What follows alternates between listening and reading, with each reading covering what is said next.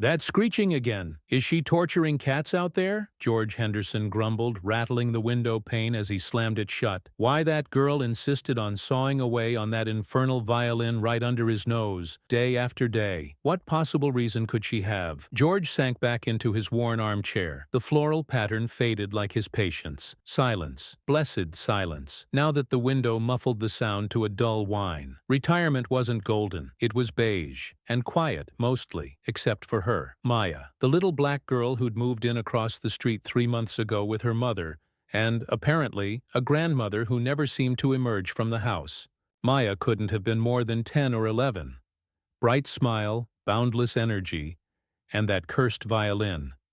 Every afternoon, like clockwork, 4 o'clock hit and she'd be out on her front porch swing, sawing away. Scales first. Excruciatingly. Slow, often off-key. Then came the attempts at actual tunes, recognizable melodies butchered with enthusiastic inconsistency. It grated on George's nerves like sandpaper on raw wood. He'd lived in this neighborhood for 40 years. Raised. His kids here with Sarah, his late wife. Sarah. She used to love music. Played the piano beautifully. Filled this house with warmth and melody. Now it was just silence.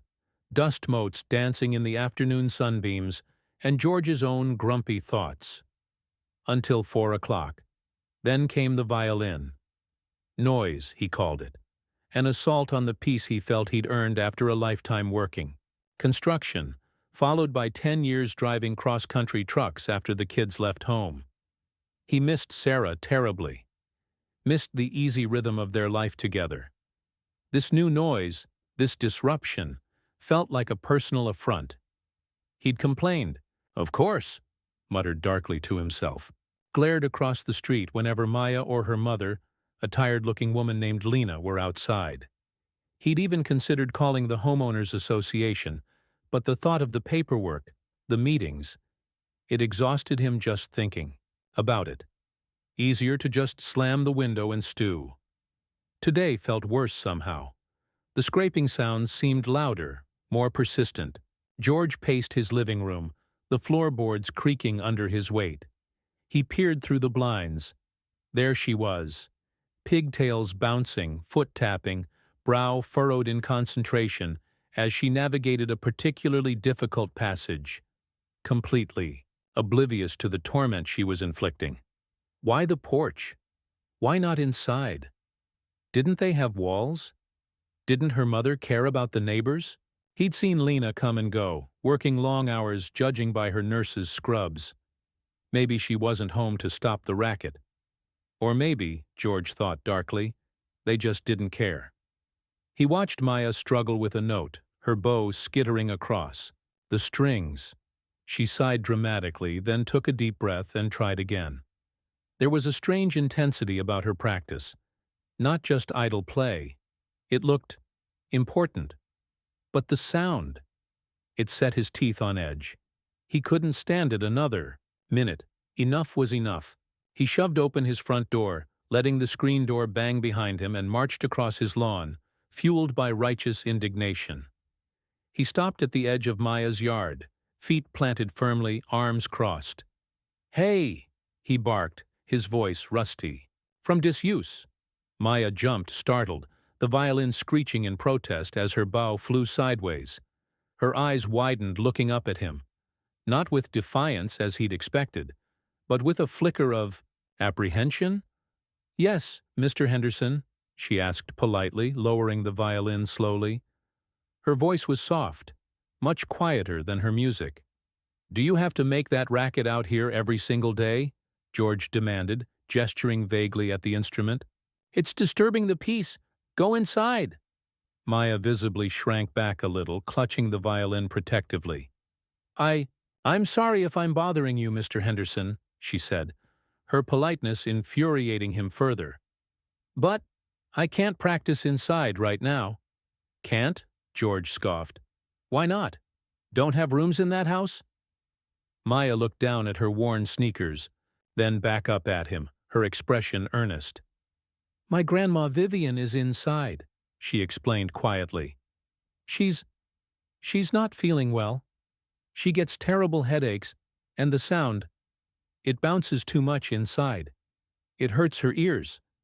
Mom said I should practice out here so I don't bother her. This wasn't the answer George expected. A sick grandmother. Headaches. He felt a momentary, unwelcome pang of something that might have been understanding. He quickly squashed it. So the whole neighborhood has to listen instead, he retorted, though some of the wind had gone out of his sails. It's only for an hour, Maya said, her chin lifting slightly. And I have my audition soon. For the City Youth Orchestra. It's really important. I have to practice. An audition. The intensity he'd observed suddenly made sense. She wasn't just making noise. She was working towards something. George opened his mouth to argue further, to insist, but the image of his own Sarah, frail and sensitive to noise during her final illness, flashed through his mind. He remembered tiptoeing around the house, keeping the television volume low, asking visitors to speak softly. He closed his mouth, a lump forming in his throat. He still hated the noise, but the reason behind it, that was different. He felt conflicted, annoyed, slightly ashamed. Well, try to keep it down, he mumbled gruffly, already turning away, feeling foolish. He hadn't won, hadn't asserted his dominance over the noise. He'd been deflected by a polite little girl and the mention of a sick grandmother. He retreated, back into his house, the silence suddenly feeling less peaceful and more empty. He slumped back into his armchair, the confrontation replaying in his mind. Grandma Vivian. The name didn't ring a bell. He hadn't seen an older woman around. Lena must keep her sequestered inside. He found himself watching Maya more closely over the next few days. Not with pure annoyance anymore, but with a grudging curiosity. He noticed her determination, the way she'd shake her head in frustration but immediately try the difficult passage again. He saw Lena come home looking exhausted, but always stopping to listen to Maya play for a few minutes on the porch, offering quiet words of encouragement before going inside. He even thought he saw once or twice a curtain flicker in the upstairs window of their house, as if someone was watching Maya practice from within. Maybe Grandma Vivian was listening, despite the headaches. The music itself started to change. For him, too. Sometimes, when the melody was clearer, less screechy, it reminded him faintly of the classical music Sarah used to play on the piano. A bittersweet ache would fill his chest.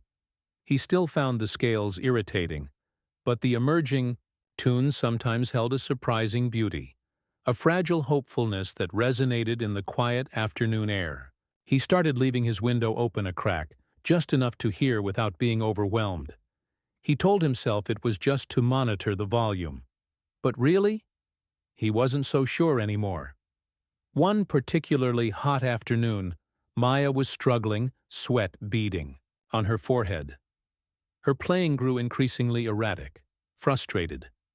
Suddenly she stopped, put the violin down carefully on the swing beside her, and buried her face in her hands. George watched from his window, an unfamiliar urge rising in him. He found himself walking back outside across the lawn again. This time, he didn't stop at the edge of the yard. He walked up onto the porch. Maya looked up, startled, her eyes red-rimmed. "It's this part," she choked out, pointing at a section of her sheet music. I can't get it right. The audition is next week." George peered at the music. He couldn't read the notes, not really, but he saw the complex cluster, the rapid shifts. "Sounds tricky," he offered awkwardly. He wasn't good at this, comforting people, especially kids. Sarah had always been the nurturer. He cleared his throat. Maybe take a break? Get some water?" Maya wiped her eyes, sniffled. "Mom left lemonade inside." "Go get some," George said gruffly. "Hydrate. Then try again slowly. Break it, down piece by piece." Maya hesitated, then nodded, pushing open her front door. As she disappeared inside, George's gaze drifted towards the interior of the house, glimpsed briefly through the open doorway.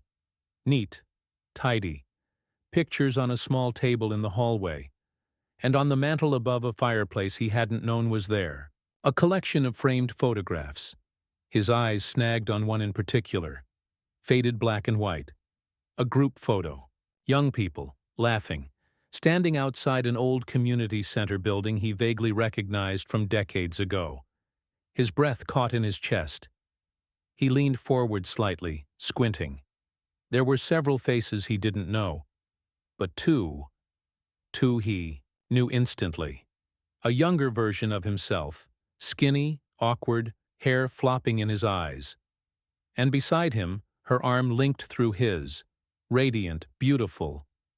Sarah. His Sarah. Looking vibrant and happy. But it wasn't just them. Standing slightly behind Sarah, smiling warmly, was another young woman. A face he hadn't seen in 50 years, but one etched into his memory. A kind face, framed by dark hair. It was Vivian. Vivian Dubois back then. Sarah's best friend from their volunteer days at that very community center. The same center where he and Sarah had met. Vivian, who had been Sarah's maid of honor. Vivian, who had moved away shortly after their wedding, following a job opportunity. Contact slowly, dwindling over the years until it faded completely. He stumbled back a step, his heart pounding like a drum. Vivian Dubois, Maya's grandma Vivian, the sick woman inside the house, the reason for the outdoor violin practice, Sarah's Vivian. Here, living across the street from him all this time. How? Why hadn't Lena mentioned it? Did she even know who he was? The world tilted on its axis. The grumpy old man facade crumbled instantly, replaced by a flood of memories. Sarah laughing. Vivian teasing them both. Planning the wedding, working together at the center, painting walls, organizing youth programs. A whole chapter of his life he'd boxed away with his grief for Sarah, suddenly ripped open by a single photograph glimpsed through an open door. Maya came back out, holding 2 glasses of lemonade, her earlier distress seemingly forgotten. She held one out to him shyly. "Want some, Mr. Henderson? It's homemade." George stared at her, really saw her, for the first time. Saw the echo of Vivian's smile in her features. Saw the legacy of friendship, unknowingly bridging decades of silence and loss, standing right in front of him, offering him lemonade. He took the glass, his hand trembling slightly. The hidden truth wasn't just about a sick grandmother or an important audition. It was about an invisible thread connecting his lonely present to the vibrant, love-filled past he thought was gone. Forever. It was about Sarah's best friend, living feet away, burdened by illness but surrounded by family, while he stewed in solitary grumpiness. The violin music suddenly sounded different again. Not noise, not even just practice. It sounded like connection. A fragile melody reaching across the years, across the silence, across the street. He looked at Maya, then towards the closed front door, behind which Vivian rested, unaware of the storm of emotion raging within him. Everything had changed. How many hidden connections shape our lives without us ever knowing? And what ghosts from the past might be living just across the street?